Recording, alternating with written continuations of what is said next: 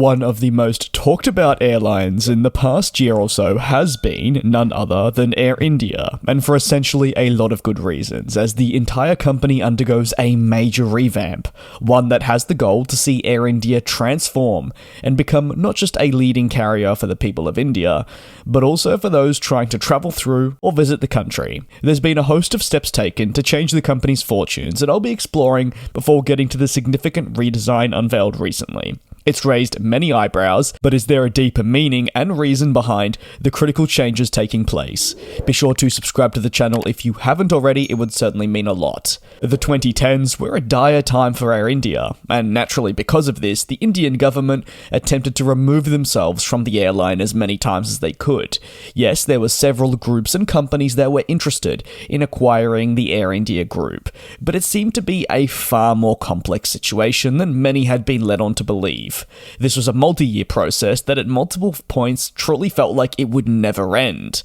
However, eventually, Tata Group returned home, announcing they would acquire Air India. Tata Group paid USD 2.4 billion to take over the airline's fortunes and try and transform its image, operations, and so much more. Losses have exceeded almost USD 10 billion through the years, and finding manners to really stop that have proved difficult under the past government ownership.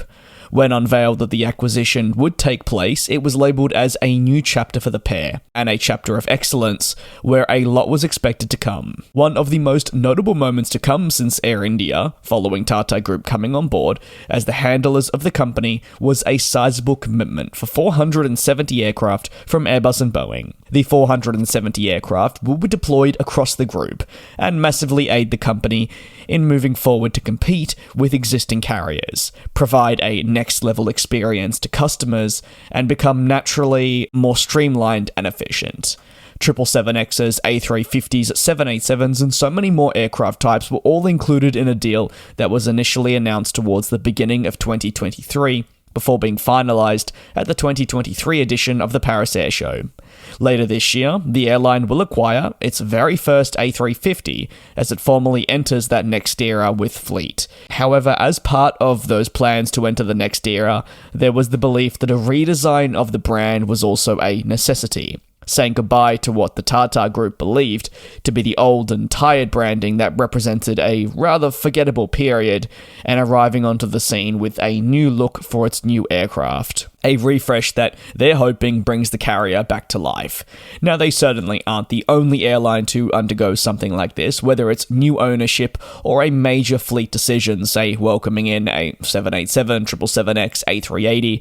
Airlines will often look to potentially update their scheme in line with the next era that they're hoping to strive for, fit in with times, and present a new, fresh image to their customers.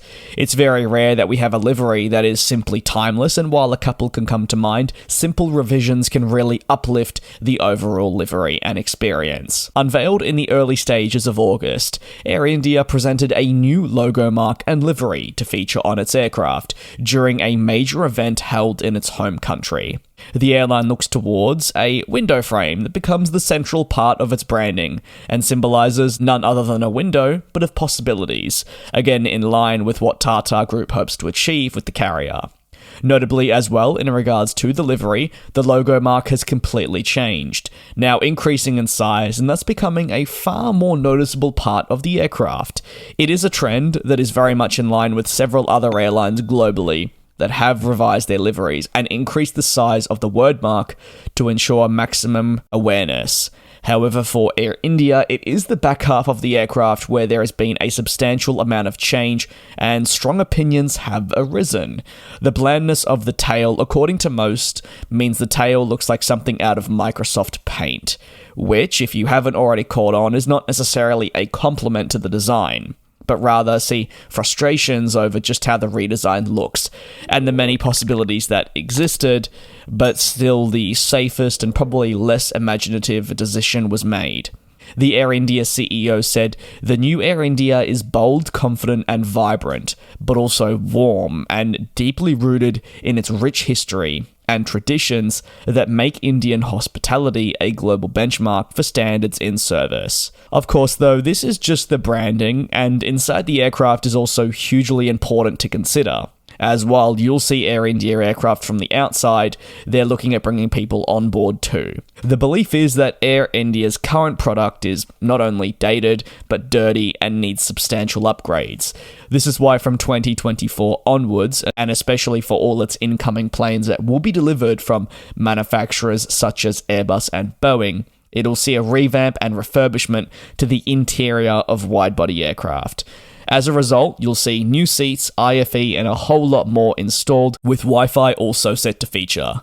33% of the fleet will be upgraded by March 2024, and the entire long-haul fleet should be completed in 2.5 years.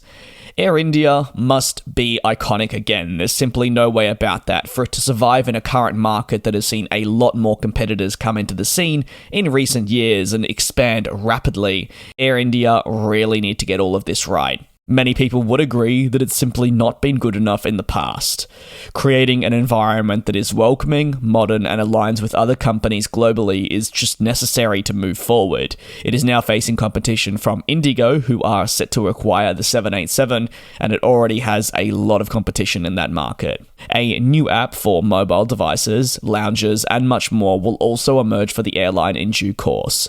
So while I think the redesign can specifically relate to branding, and it is totally valid to be saying that, and yes, it has raised eyebrows for the airline, you could actually just look at the redesign specifically to the Air India company, because it really is for the whole airline. From the ground up, the goal will be to barely recognize the Air India of old with the Air India of new, but see in a good way, and a manner in which you look back at the previous product offered, say the aircraft, potentially the livery, at least what the owners are hoping, and almost sigh in disgust that that is how bad it had gotten.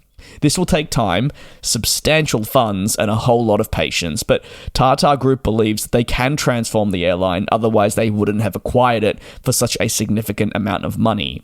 Time will only tell if all of their expectations are actually realistic. Some people have opinions that they won't welcome all the 470 aircraft on. Maybe the livery redesign won't go according to plan, but I'd love to hear your thoughts and opinions below in the comments. I know a substantial amount of the community are from India, so if you are, what are your thoughts? Is all of this realistic? Or is Tata Group biting off far more than it can chew? And in a couple of years, with the amount of money spent, Air India won't be able to recoup that and will fall into the losses once more. You're more than welcome to, again, drop your thoughts down below in the comments, as well as anything else discussed in this video covering the Indian carrier. One thing's for sure though, you'll want to keep a close eye on the airline as it moves forward in the future, because no doubt there's going to be a lot of changes, a lot of new aircraft, and much more to come. Thanks a lot for your support here on GlobeTrotting. Take care and be safe, and I'll see you next time.